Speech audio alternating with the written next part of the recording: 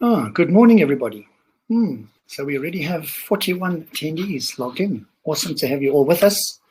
It's Tony Parry here from the Institute of IT Professionals South Africa. And I see a number of familiar names, Mr. Fagan, Mr. Singh, Mr. Wanjao. Good to have you all with us this morning. It's a real pleasure to welcome you to, I think this is our first webinar for 2021 on our Webinar Jam platform. And it is an awesome privilege to have you all joining us this morning. We will be starting in a couple of minutes. We have a large number of registrants. We're just giving a little bit of time to join in, so please bear with us. On the platform with me, we have Johan Steyn, our chair of the Special Interest Group on Artificial Intelligence and Robotics. So a very warm welcome to Johan. And our guest speaker, Mr. Sean Culey from the UK, whom I will leave Johan to introduce. But thank you, Sean, for joining us at this ungodly hour of the morning in England. Probably cold and dark. Yes, the sun hasn't risen yet, so it's. as I'm talking to you, I'm going to see the dawn break in front of me, which is going to be something I haven't seen for a while.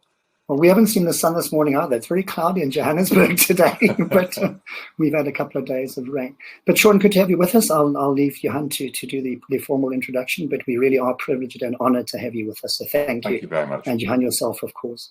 So to our delegates who are joining us in droves at the moment, welcome. Please bear with us for a couple more minutes as we wait for a few more to join in before we actually kick off. This is a 1-hour webinar, and we will do our best to keep to that time. We know that you've all got busy days ahead of you, so we appreciate your time. While we're waiting, maybe I just have a blurb for the Institute. If you're not yet a member of the Institute, we would welcome you joining us at IITPSA.org.za. If you are already a member, thank you. We appreciate your support. We've got a lot of exciting stuff ahead of us this year. This week, we have 3 webinars on the go. Today, we have Artificial Intelligence Robotics. Tomorrow afternoon, we have our Bitcoin blockchain special interest group out of KZN. And on Thursday evening, a bit more localized, we have our Eastern Cape chapter annual general meeting. In early March, we have something out of the Western Cape. We have the KwaZulu-Natal chapter's AGM at the end of March, and a lot of exciting speakers that we're still busy lining up to join. So welcome again. We really look forward to an exciting question and answer session between Johan and Sean this morning. And to yourselves, sit back, enjoy. Please, the chat group is there to ask your questions and make your comments. I will be monitoring the background as Johan will, but we do welcome your participation on the chat group. So I think that's enough from me. Johan, I'm going to hand over to you and to Sean, and we'll chat later. Thank you, Tony. Thank you, Tony. Thanks to you and for the IITPSA for hosting this event. Good morning, everyone. I hope you are as excited as I am to listen to Sean speak. Sean, thank you for your time. And as Tony said, very early in the UK, we really appreciate that. You owe me. Yeah, I know. So a few months back, we did a recording for my YouTube channel, Sean. That's right. Really, it went well. There's a lot of people who commented on that. So how I know about Sean is I try and read a heck of a lot about AI and the future and things like that. And one day I was just paging, if you can call it that, through Amazon Books, and I saw this book, which phenomenal cover, and there's a bit of it behind you at the moment, Sean. But it's a yes. cover got me. There we go. And and the word singularity, which is something so much being written about. So then I downloaded the audiobook. I think you said somewhere you spent 200 or so odd hours recording it, your voice on the audiobook. And yes, a tip for anyone doing an audiobook: get a professional. Yeah, it must be a lot of work, but it's so I read a lot on this technology, and I think a lot of the books are about AI and the tech and machine learning and those kinds of things. I think we sometimes just approach this topic from a technology point of view. And what I loved about your book is that you took us back to where things really started changing. Well, kind of the 18th century, if I remember, or so, but even start earlier. So it's really that's tour de force, we would, of technological advance through the ages. And then you bring us to where we are now, and then based on the past and how things have changed, to talk about the future. So today is not really AI specific, and we're going to look at robotic process automation, techie stuff. I think it's important for us as people who work in the field or who are interested in it to understand the historical context. You've done a phenomenal job on that, Sean. So thank you. So I've got a number of questions, but maybe just if you could tell us a little bit about yourself and your day job, if we still have something like that, and just a bit of an introduction. So, yeah, sure. I've got a background originally in sort of business systems technology. I started working with SAP, one of the ERP systems, back in the early 1990s, so very early versions of R3, and spent a lot of time working on across different businesses on implementing SAP. I spent a decade at a company called Cadbury Schweppes, who you'll know in South Africa. In fact, I worked with a lot of South African colleagues there. And that we were rolling out at that particular organization what was the world's largest SAP implementation at that time. And I was really fascinated by the fact that, this was a very integrated business system, and yet our business wasn't particularly integrated. And interestingly, every other business I came in touch with wasn't integrated either. So there was a real disconnect between the potential of the system and what it was designed to achieve and how the business was set up. So when I left Cadbury's in the mid 2000s, I then formed a consultancy with my team from Cadbury's. I took my team from Cadbury's, and we worked on helping organisations that had invested quite significantly in ERP systems, specifically SAP, and weren't getting any value from it. And we ran that company for a number of years until about 2012. But during that time, I got involved with the Supply Chain Council, because I'd written a lot of the issues were supply chain related. They were related to the connection between long-term plans, short-term scheduling, and day-to-day execution. And that was my particular area of expertise. That was what I set up in Cadbury's in the late 90s, early 2000s. And there's things that sort of Gartner, McKinsey sort of touched onto sort of about a decade later, really. This sort of IBP into IBE, what I call integrated business planning into integrated business execution, and still a lot of companies struggle with that. And that's I spend a lot of time even now helping organisations to understand how to strategically align their organisation so that any investments in technological accelerators like machine learning or RBA or robotics or any of those things are actually pointed towards the delivery of customer value. Now, I have a number of other roles. I'm a fellow at Cranfield University here in the UK, a visiting fellow. So I do a number of courses there on the impact of disruptive technologies on the supply chain. I'm a keynote speaker, so I speak around the world on this particular subject. I'm a fellow at the Chartered Institute of Listed Distance and Transport. And around about 2012, just when I closed down my business, I was writing a book on sort of taking all of these approaches that I'd developed over the years and turning it into a book. But interestingly, and I was keynote speaking for a number of different organisations. Very, very interestingly, I had an article to write. I had a series of articles to write for the European Business Review, and I had one left to write. And I chaired an event in Madrid in 2012. I was the chairman for that event, and at that point in time, a number of really interesting things had happened. Amazon had acquired Kiva Robotics, and there was a gentleman over from the US talking about these Kiva bots that were running around the warehouses. A company called Rethink Robotics had announced its Baxter robots, if you remember that had come out. Everyone was talking about cloud computing. Everyone was talking about big data analytics. Google had just got its first autonomous car on the road, the Prius, if you remember that. And I sat in this, because I was the chairman, I had to go to every session. So I sat in every session, and everyone was talking about each individual technology. And I just thought, because of my background with supply chain, I mapped out a sort of supply chain, and I overlaid these different technologies. And I thought, well, everyone's talking about each bit, but no one's talking about what happens when they connect.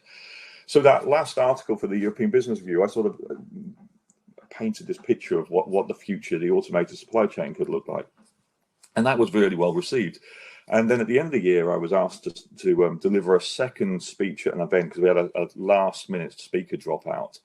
So I said to the organizer, look, I've just written this article that everyone seems to like. I'm sure I could turn that into a quite nice presentation. It was the last presentation of the day, and he said, yeah, go for it. And I did, and so I presented, this is, all these technologies and how they're linking together on the supply chain. And kind of to use a sort of term, the crowd went wild because no one had ever seen that before. And then, in fact, I got myself into trouble because the Q&As that went on afterwards went on so long. There was supposed to be a cocktail reception, but no one wanted to leave this session because everyone was just peppering me with questions. But the really interesting thing was the questions weren't really about technology. They were about the implications of this technology. So I came out of that and I thought, I'm going to park the book I was writing at the time on sort of business strategy and then supply chain execution and technology, and actually I'm going to write a very short book about this because I think it's really it's really hot and it's really interesting. And then as I started to write it, I realised that really all I'm doing is describing what's happening, but actually, when I look back to my early days in the 1990s, there wasn't that sort of wave of disruptive change that we were going through now. There was change. I mean, ERP systems came on board, but really what they were doing was, connecting for processes and functions that already existed. It wasn't radically new. The integrated nature of the technology was brand new, and the potential, and it was all based around Hammer's sort of work about business process re-engineering and that sort of stuff. But this whole wave of potential change seemed really new, and of course we'd just been through the financial crash as well, and that disrupted everything. So as I started to work, actually I want to know why is this happening? Why is it happening right now? And one thing became very clear: I didn't know. I didn't know why it was happening. So I thought, well, I'm going to make it my job to find out. And because then you realise that you're sort of the level of your ignorance, if I can use that term.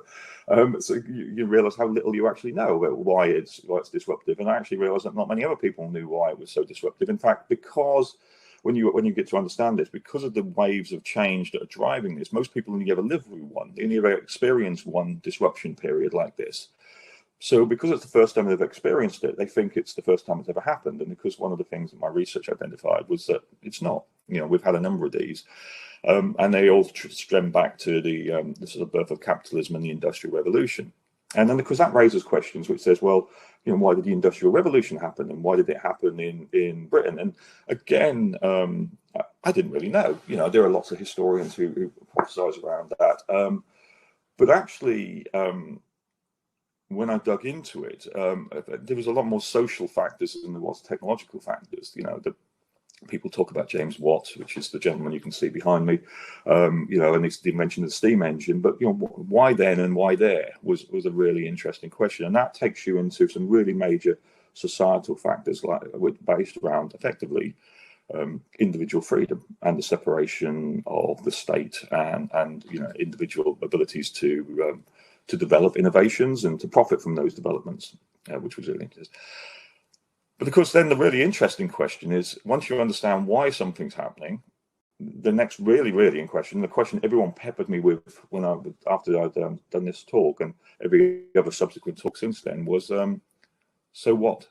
What does it mean? Where's it taking us? What does it mean from a business perspective? What does it mean from an economic perspective? What does it mean from a societal perspective? And of course, again, I realized I didn't know. I really didn't know. So this 3-month book that I promised my wife I was going to write suddenly turned into a 5-6 year adventure of exploration, I guess, where I was really plumbing the depths of my ignorance into finding out what was going on and why it was going on. And realizing that actually most other people haven't made these connections as well. So if I go back to my start, my sort of SAP skill set was really about being able to connect the different elements together in such a way that it delivered value rather than really deep knowledge in particular process areas.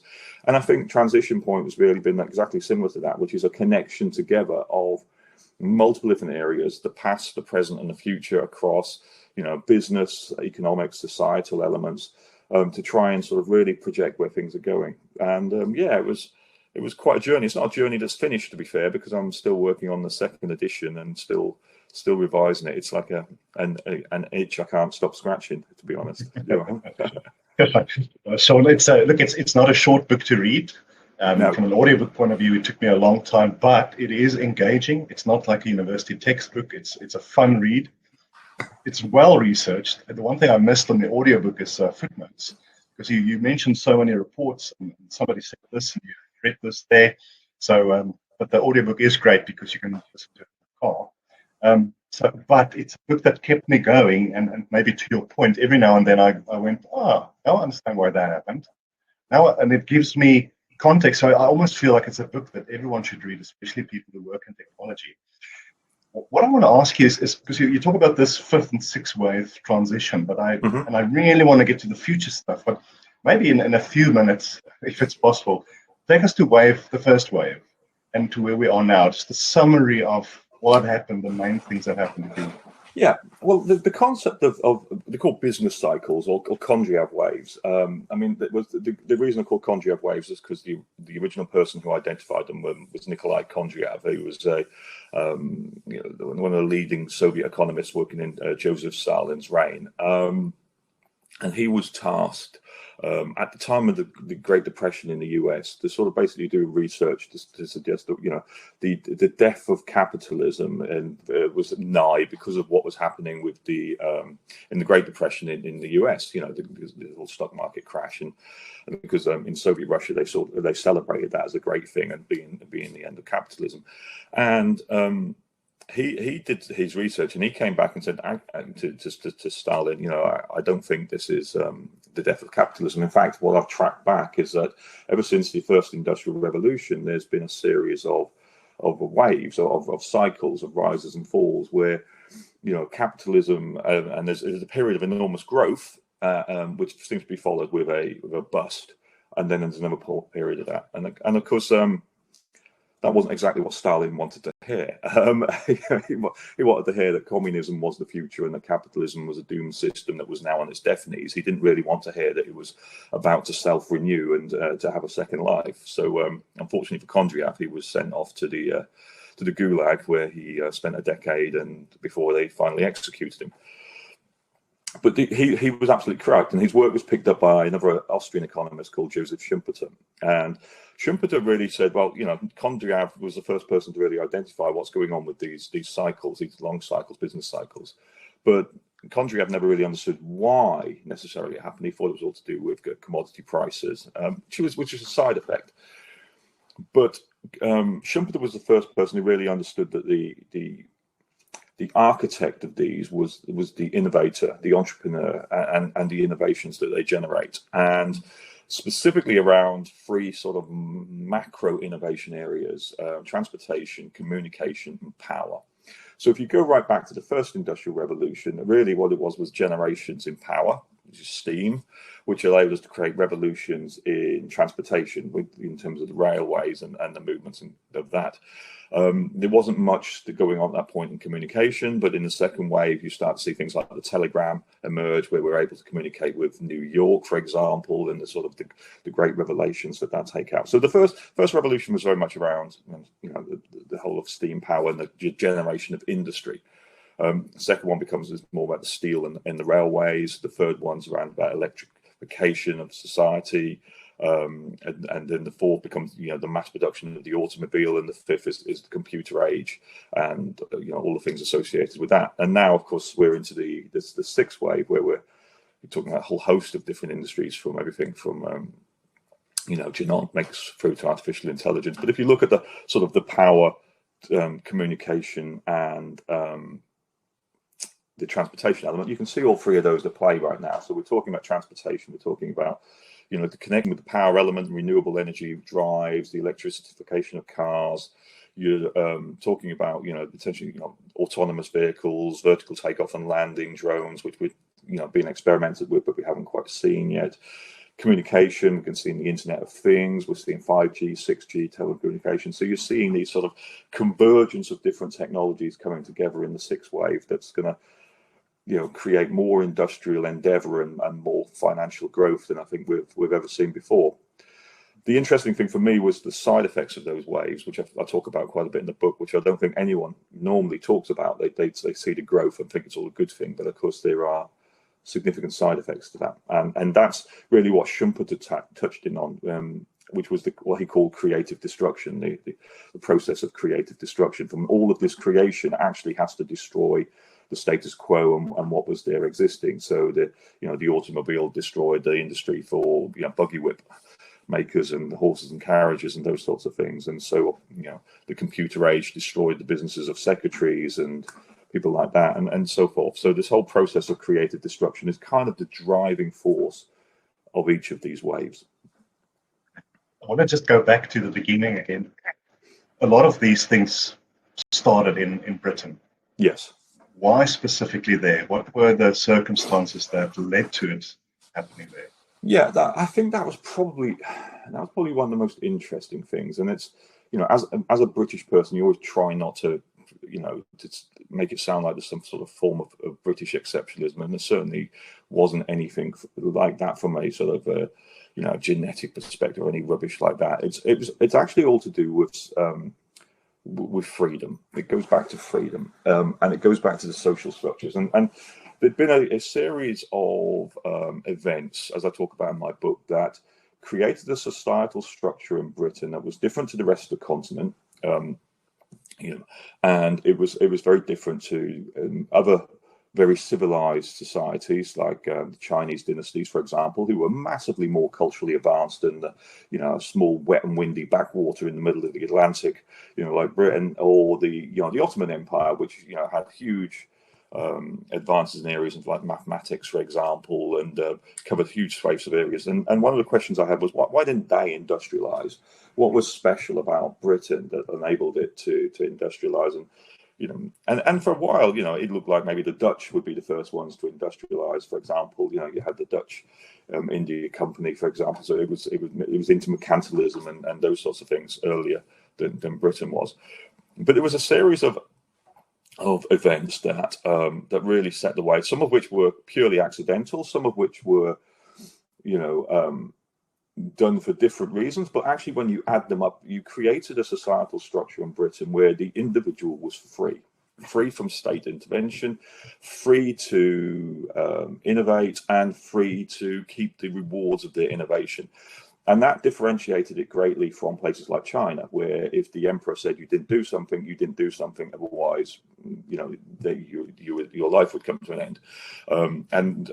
For example, a particular military commander called Zheng wanted to, discovered Africa and wanted to set off and sort of look around the sort of whole of Africa and go off. Then probably would have discovered America, but was told not to. Basically there was a mandate passed down from the emperor that no Chinese person shall leave the shore. So all travel stopped, and the Middle Kingdom, as China was called then, was so culturally advanced and so technologically advanced because it had paper and gunpowder and all of those sorts of things, that it didn't think it could learn anything from anywhere else. So there was nothing to learn. It had bumped into the Europeans and just thought, well, these guys are a bunch of backwards, and we have nothing to learn from them.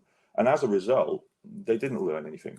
So they kind of stagnated. It's almost very similar to a lot of businesses, specifically in the public sector also, who get to a position where they don't think there's anywhere else, anything I can learn from anywhere else, and they stop innovating. And that's exactly what happened. Britain was a very interesting case. So it all goes back to 1066. It goes back to the Normans. The Normans took over a Britain that was actually had a foundation in freedom. So the sort of ancient Britons and the Anglo-Saxons after that, they had things like slavery, for example, but there was a very sort of democratic structure. They had a sort of early system that was very similar to the Houses of Parliament called the Wittans. So the rulers of the different various kingdoms could be male or female. So the females had as much right as the men. They would inherit their husbands' property if their husband died, which was very different to elsewhere, where in some countries, if your husband died, you went on the funeral pyre as well. So there's very big differentiator there. And then when the Normans invaded in 1066, and the Normans, if you remember, were effectively armored knights from France. They were the Vikings that had taken over the Normandy area. It was a travesty for Britain. I mean, it was they ruled with an iron fist. But very crucially, there was one thing that they did that was quite pivotal, which was they banned slavery. So within Britain, slavery was banned at that point, which was very different to the rest of continental Europe, which continued to practice, and elsewhere as well. So no person who stepped foot on Britain should be a slave. Now, what happened next was a whole series of different events that I connect together in the book that really took that freedom and enabled it to craft a society where an industrial revolution could happen. And those events vary from the Black Death and the Great Famine that happened after the volcanic eruption in Indonesia, that basically changed the relationship between demand and supply of labor.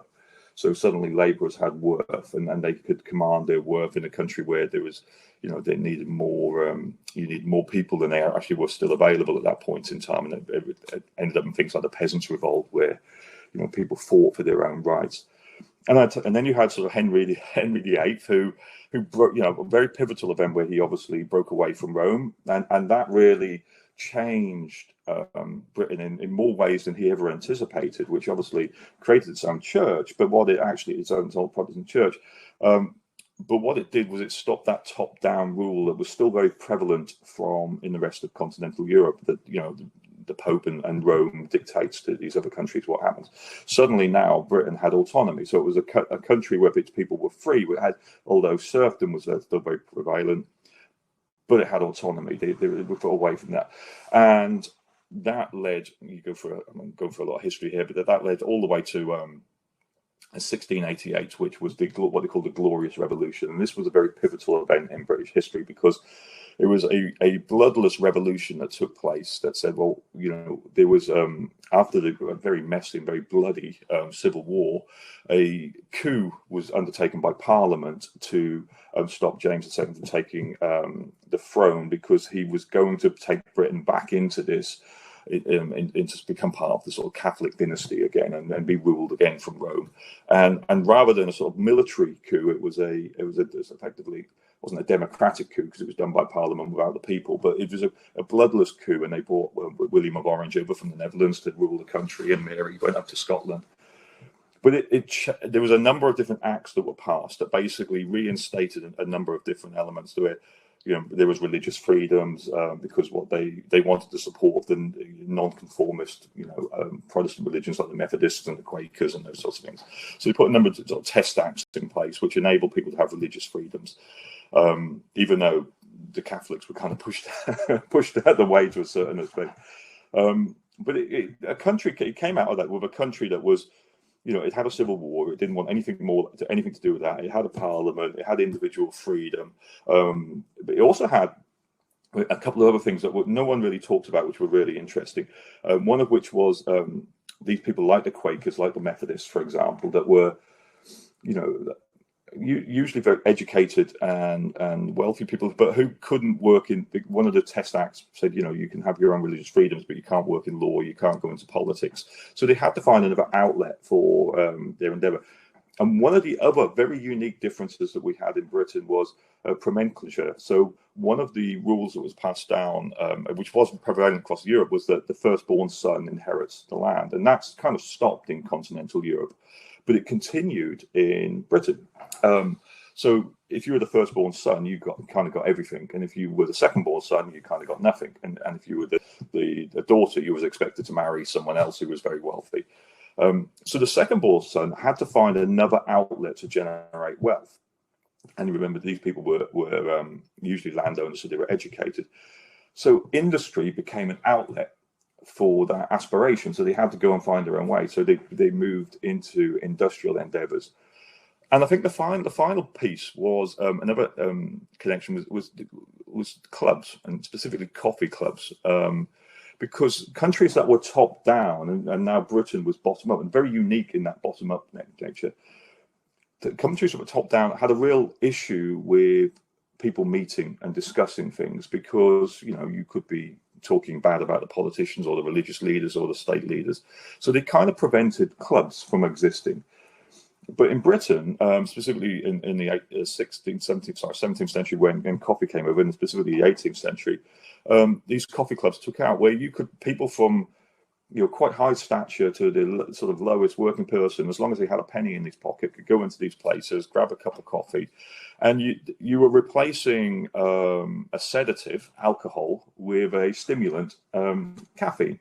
But more importantly, what you were doing was you were allowing people to meet together to discuss ideas. So you would get men of investment, people with money, men of invention, people like James Watt, and men of industry who would come together, have a discussion, say, hey, why don't we go into business together? And they could just then go off into business and keep rewards of that endeavor. And that combination of things, that bottom-up individual freedom, the fact that the king couldn't cross the threshold of your door, even if you was the lowest peasant, combined with the ability to meet together, discuss ideas, set up a business, keep the rewards of that, linked together with Promen culture, where you have educated people having to go in looking for new ways to mine money. When you put them all together, you get a combination of, natural disasters, the Black Plague and the volcanic eruptions over in Indonesia, of, unintended consequences of political events such as the Glorious Revolution and Henry VIII, plus also some overhangs from other societal factors. And it just sort of created the perfect environment for effectively individual freedom. And that really was the sort of unique combination. So that took me a good 2-3 years to figure all of those different combinations out. But a lot of people who read the book are surprised that actually the first part of the book is talking a lot about those sorts of factors and historical factors and why am I talking about this. But then when you get to the end of the book, I think it comes back again. So actually what we're seeing right now, specifically what we're seeing right now in places like Britain and America, it's probably an erosion of those very same freedoms that enabled us to be able to progress. And I do ask some questions at the end of the book that says, are we in danger here of undermining the very fabric of the society that enabled us to have this exponential level of progress in such a short amount of time through some of the actions that we're doing now with some of these new technologies and also some of the state legislation that's being passed down. Sure. Tom, you need to take a sip of coffee if you're thirsty. But I love listening to you. I didn't have a short answer. No, I love listening to you, and I think, look, I've in school I hated history because I think a lot of us were taught the facts and not the meaning, so you had to memorize certain dates. Yeah. And after school, I started reading history, and I love Second World War history and also medieval European history. And I just think, it doesn't have to be everyone's interest, but I find so much meaning out of thinking about my life and the future from reading history. For one, I think that you often realize, well, people dealt with this thing before. I remember there was an old cathedral. I lived in St. Albans there in Hertfordshire. That's St. Albans Cathedral, beautiful old cathedral. And you've got these paintings on the walls that's 800 or so years old. And I'm sitting in that big cathedral, and I think 800 years ago, people would come to this building, not with the technology that I have, most likely not with even if we're middle class these days, we're still far better off, most likely, than people at that time. But we still struggle with the same things. Will I be a good father? Will I have enough money to retire? Will my children be happy and healthy, and so forth? And it's almost like technology hasn't changed a lot of those fundamental human desires, No, exactly. And certainly in the second edition of my book, I think I pick on that a little bit more, that, and I do talk about it in the first edition, that, we're fundamentally the same people. We're still the same. And I use the example in the book, I think, about some of the graffiti in Pompeii. If you go to Pompeii and look at some of the graffiti there, it describes people who are really, at a sort of biological level, but also at an emotional level, no different to us. They have the same concerns and the same issues. And, as you say, the technology has changed, but the human nature has not. And that's one of the points I make throughout the book, and certainly towards the end, when there was a awful habit that we have to try and engineer society, and every time we've tried to engineer society, it's ended up disastrously for us. And I can see that happen. And sometimes when I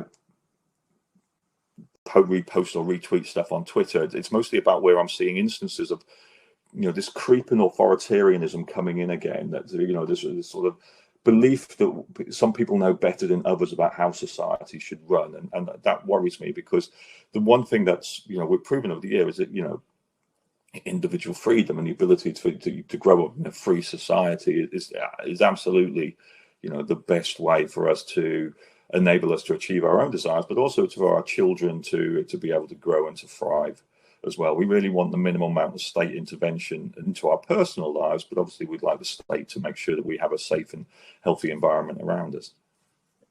I'm sure in the edition you're working on now, something major happened since you've published your book, which is the pandemic.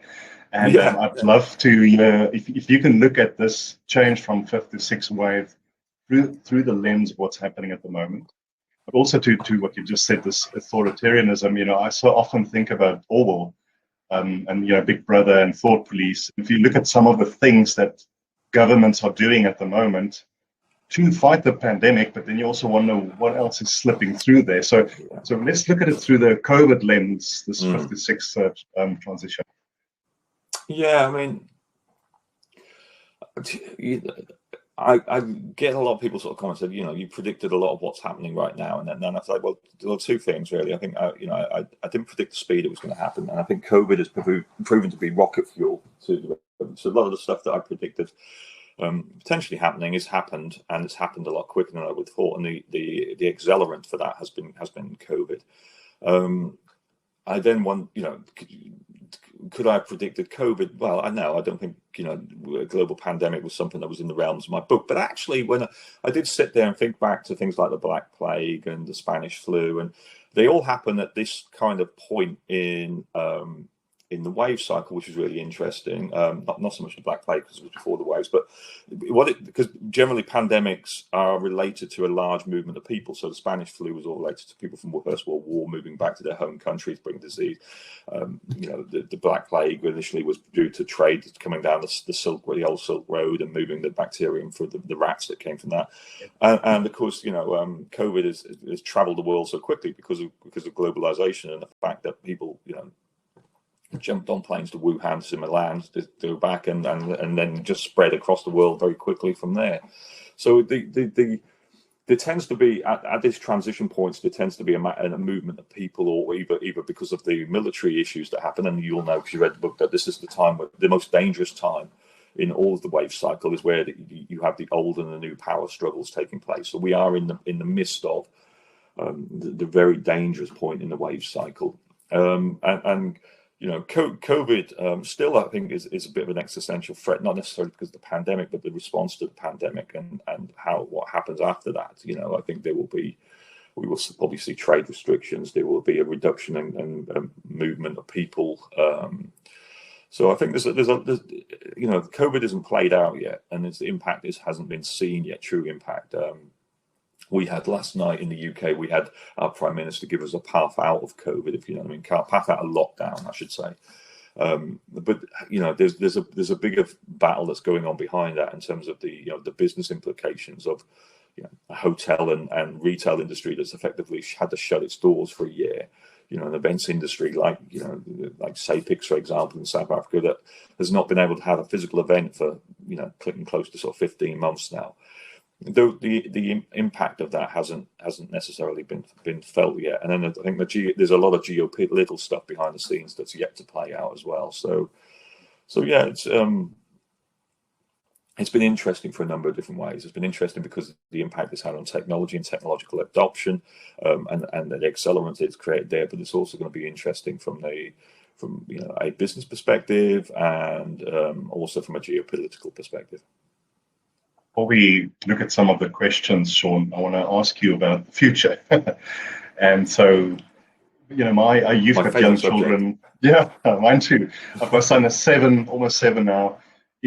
What world are we leaving them? What will happen from a careers point of view? What will maybe geopolitically, designer babies, implants, all these things we're hearing about? Yeah. No, it's interesting. It's a little bit of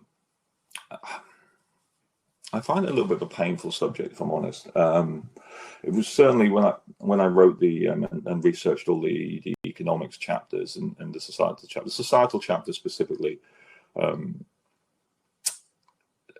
were hard. They were hard to research because I think there are some dark days ahead. If I'm honest, the transition point I talk about, it happens in the sort of middle of the century, and even though we've seen some accelerants through COVID, I still think that's true. I still think we will have a golden age this year, a digital belle epoque, which will happen once COVID passes, and all the investments being made and all these new technologies come. That huge amounts of wealth being generated from all of these new technologies. Whole new industries around genomics and life extension technologies, augmentation, artificial intelligence, robotics, vertical takeoff and landing, drones, hyperloops. All of these industries are yet to fully emerge. They're still in the deceptive stage, as I call them in my book, before they become fully disruptive. So huge amounts of industry, and I think the next 20 years are going to be incredibly exciting. Probably one of the most exciting times in human history. And in fact, only last week we saw the touchdown on Mars, and watched those images, which we've never we've seen sort of images from the moon before, but another planet rather than a sort of satellite moon. To see that in color was quite breathtaking. These sort of life events are monumental, and we're going to see an acceleration of that. But I think there are some really major social economic challenges ahead for people. The one thing that differentiates this wave from the previous waves is that in the previous waves, there's always kind of been an industry that emerged that creates mass employment for people who are relatively low skilled and or have relatively low education. So someone what they've got to sell is the sweat on their brow and the things on the end of their wrists. We are increasingly seeing machines that can do all of the things that our hands used to do. And they're only just got started at that task, and because of the advancements in AI and machine learning, they're getting smarter and smarter at that, and they're able to see things we can't see. They're able to record everything that they do, which we can't do. So we're going to see an increasing encroachment on all of those different areas, but also. There was one of the statistics that I put in my book, which I was quite interesting, is everyone believes automation is going to affect employment, but they never think it's going to impact their employment. There's this sort of ideological blind spot of everyone's industry is going to be disrupted but mine. And that gets worse. If you've got a white collar rather than a blue collar, you tend to believe that, no one could do what I do. And that's something I think a few people are going to be shocked with, because we're finding very quickly that machines can do what you do, and they can do it better, and they can do it faster, and they can process vast more amounts of data. So if you've got a relatively rules-based or repetitious job, data entry, anything like that, you're done. If your job is going through vast amounts of documents, just looking for, information like contract analysis, you're done. So there's going to be a large amounts of industries where, we employ huge amounts of people to do stuff that won't be needed. Now, of course, the argument is in every one of the previous waves, that's always happened. The process of creative destruction is that the new industries and the creation of new industries destroy some old industries. The line I sort of, I put against that is that, we've always had machines that destroy human jobs because we always had machines that replace human jobs, but we've never had machines before that replace human capabilities. And that's the big differentiator here. We're getting machines that can not only, pick, pack, load, drive, do all human type jobs, but also, effectively speak, hear, understand, process, collect, learn, and share those learnings amongst themselves. And this is one of the, I think, the really interesting points, but also one of the dangers is that, connected machines can share their experiences with each other and collect the data and process it, and every machine connected to that can get smarter. So a good example would be Tesla. The Tesla's cars and their autonomous driving systems is increasingly getting smarter, not because of how you drive in your car, but because of how the collected knowledge of every Tesla that has that mode switched on. So it's becoming hundreds of thousands of these cars all learning the behaviors of their drivers and how to drive, sharing their knowledge, and then being dissipated back out again. Whereas we learn individually, we have to read our own books, we have to listen to other people, so we're limited in our learning capabilities to our own personal one-on-one contacts. We're seeing on machines that aren't limited by that. They're learning from every other machine contacts, plus the knowledge that humans are piling into it as well. So I think if you just expect an industrial revolution style job where, I just need something that gives me employment, and, all I've got to sell is really my labor and my hands, then I think that's going to be very difficult for you. And I think that one of the things that's a paradigm shift as well is the sort of career and path that we've had ever since the Industrial Revolution, where if you start at the bottom of an organization and you got that organization 30 years of your life, you'll leave with a final salary, pension, and a good, I don't think that's going to happen anymore. Or if it does happen, that'll be very rare.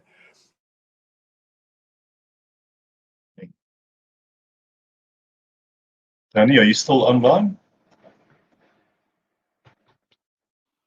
I'm still online, yes.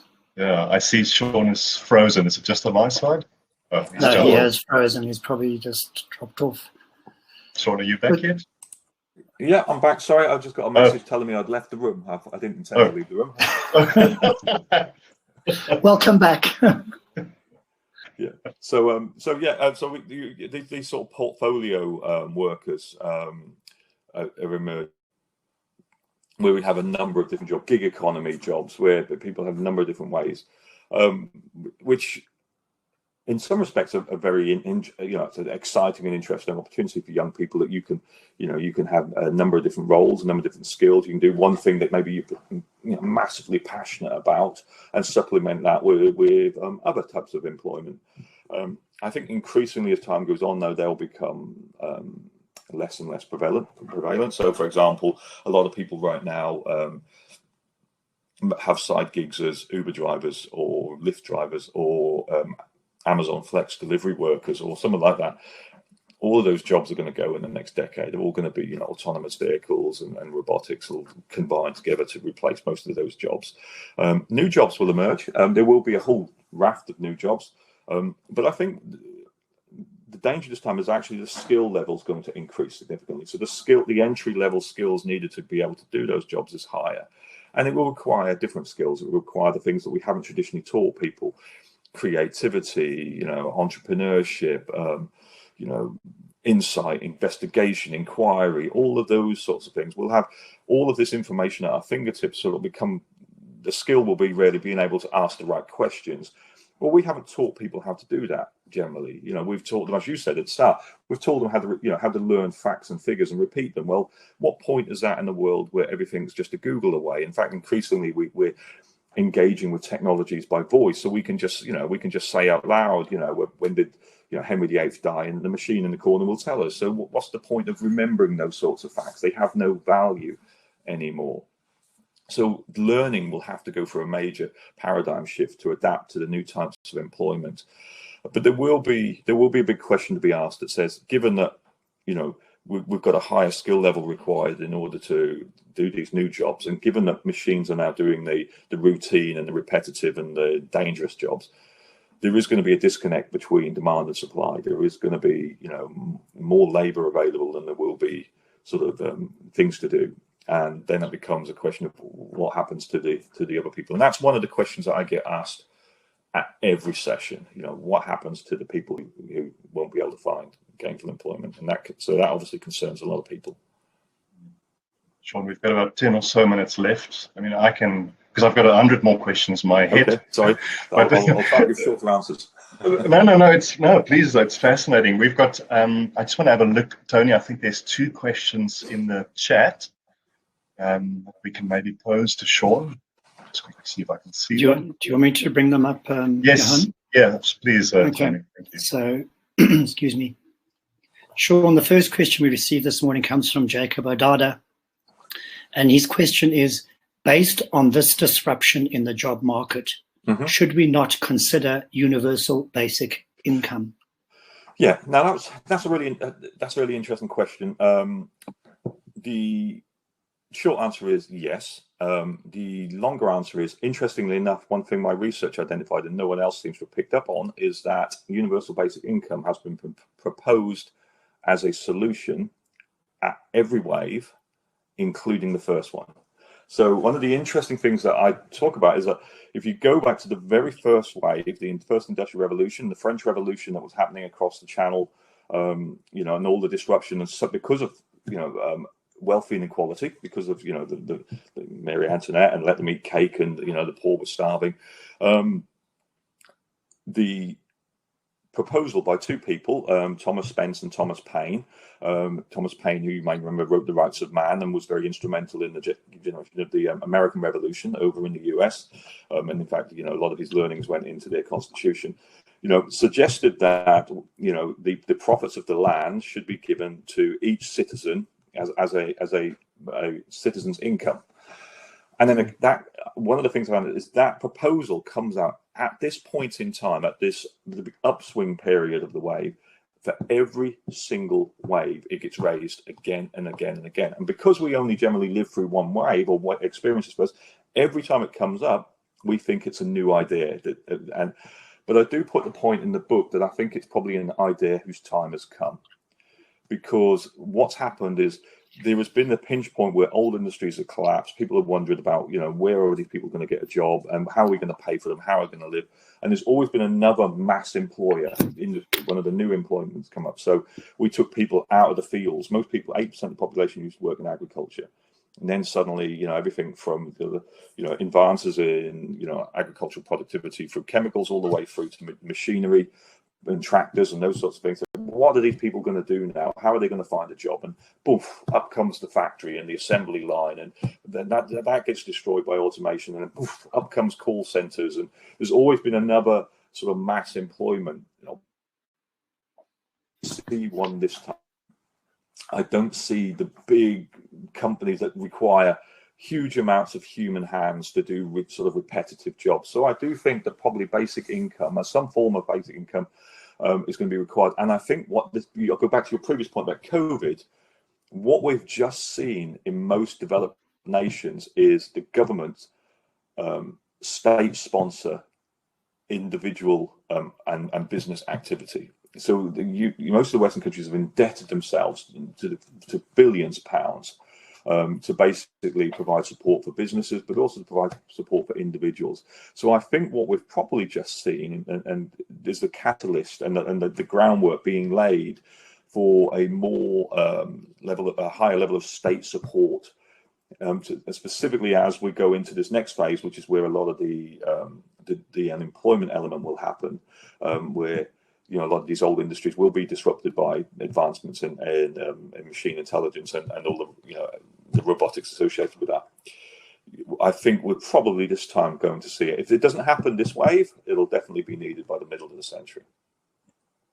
Well, I want to pose two more questions before we need to end off. Barnabas asks, and this is so relevant to all of us on this session, listening to you, what are the prospects for underdeveloped countries or / Africa beyond this transition? Yeah, I worry that the emerging nations cause me probably biggest amount of concern, and because they cause me biggest amount of concern, the geopolitical ramifications of that concern might cause big issues. So, because I think of things like of mass migration of the young, if you look at somewhere like Europe, and it's got an aging population.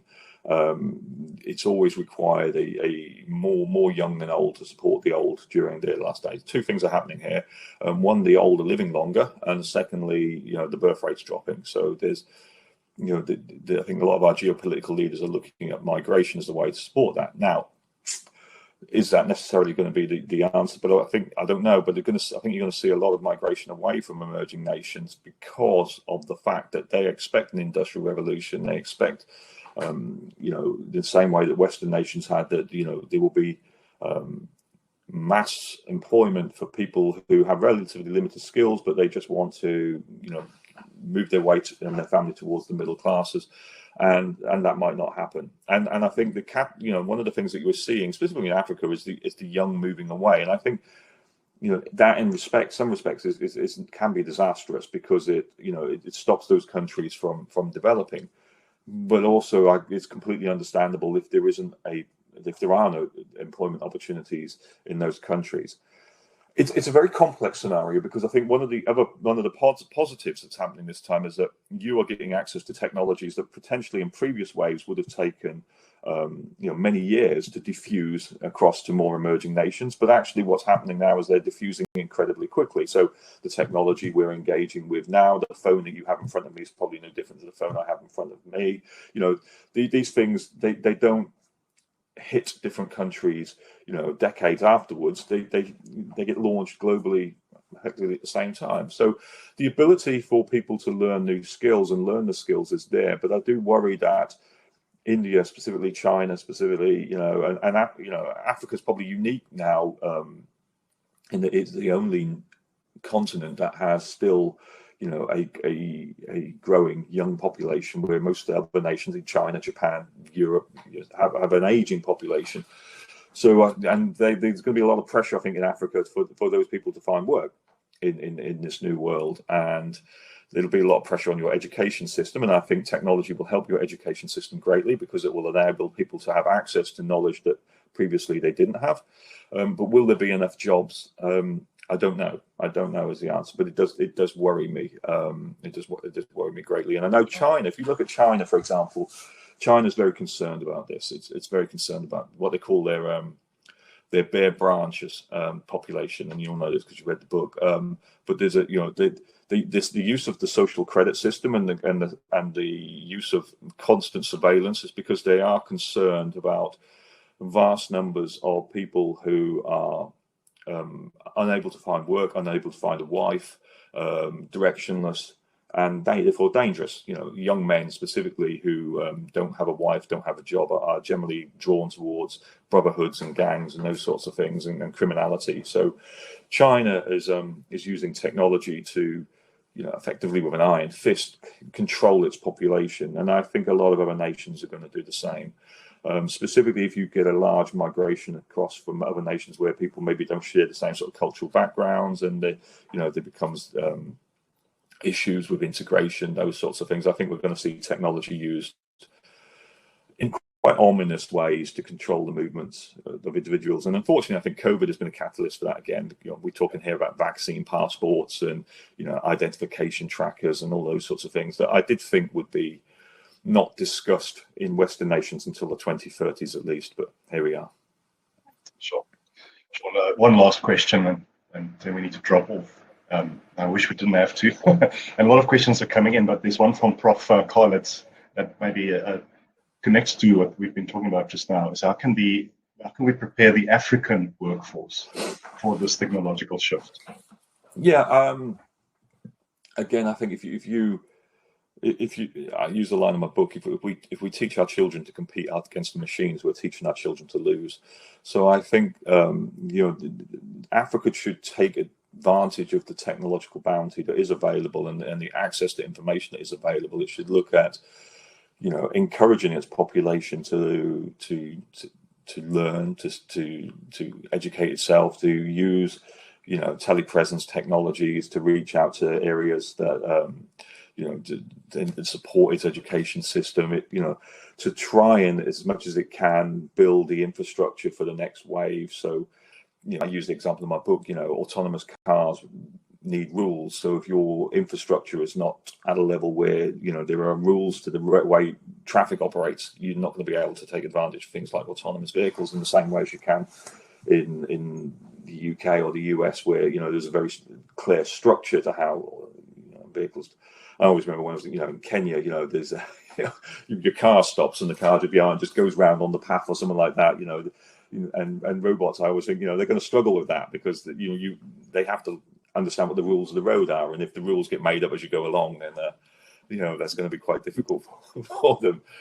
But I think there are positives and negatives. The negatives are going to be the destruction side of creative destruction, which is a lot of the jobs, the manual jobs, the need to move things. I don't know what the adoption rate is going to be for Africa, because the one thing I learned back in 1999 when I worked in Kenya is, because labor is so much cheaper, the pressure to automate it is not there in the same way. I remember talking to a financial director in Kabri, Kenya, and I was sort of saying there's a lot of people who seem to be sitting on the backsides doing nothing, waiting for a truck to arrive. This is not a good use of labor. And he sort of shrugged his shoulders and said, they don't cost as much as they do in the UK. That sort of mindset of labor is cheaper, therefore the effectiveness of that labor during the time was not such a concern. So I think that might delay to some extent the sort of need to automate these tasks, but I think that may give you an opportunity to start to really think as a nation, how do we create the infrastructure, and how do we create the education guidance principles so that people have the skills to not just become followers to the rest of the world, but actually start to innovate. And I think one thing that is interesting is that you really need to start to look about how do we not do what everyone else has done, but actually how can we use these technologies to leapfrog. So I use an example in the book about M-Pesa, the mobile banking systems that, rather than go through the sort of Western system of saying, well, we're going to create branches and we're going to create banks, we're going to have checkbooks, and you just completely circumvent that and went to the latest technologies. And I think that's an opportunity for Africa to say, where do we not have to go through that whole process? So when the Western world is wedded to bank branches and checkbooks and all the industries around that, and is struggling with the status quo protectors who are looking after that structure, and can we completely circumvent that? Can we actually lead? And start to, and I think that comes down to comes back to the start of the front of the book, which is the level of state control, and whether or not you're an inclusive or extractive society really enables your people to have the levels of freedom that they can use these tools to create their own little micro entrepreneurship and to benefit from the results of that. So I think there are opportunities, but I think the state has to create aspiration in its people to be able to realize they can use these to enhance themselves and their families' well-being. Sean, this was amazing. Thank you for your time. I think it was very beneficial to everyone who listened in. We've also recorded the session, and Tony, you'll make it available on YouTube at some stage. Also to Tony and the IITPSA, thank you very much. Everyone remember Sean's book, it's on Amazon. Also look at Sean's, if you Google him, you'll get a lot of interesting things. But Transition Point from STEAM to the Singularity. It's the best book I've read. And I'm not just saying it because you're on the screen here. Sure. Thank you, Tony. I really appreciate your kind comments. Thank you very much. And thanks for the questions, everyone, and for the questions from yourself, Johan. It's been a really interesting. I know I tend to take people on a bit of a journey with my answers rather than a very short and succinct one. So I hope people have been able to follow my train of thought. And Sean, certainly from my side and from the Institute, thank you so much. I found it fascinating, and I could certainly listen to you for another hour or two, but I guess other commitments press us on.